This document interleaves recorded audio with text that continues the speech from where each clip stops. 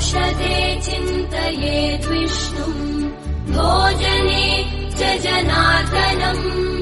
शयने पद्मनाभम् च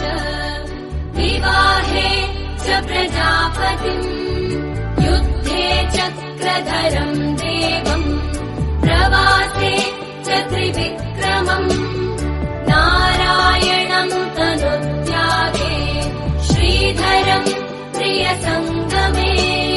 दुःस्वप्ने स्मर गोविन्दम् सङ्कटे मधुसूदनम्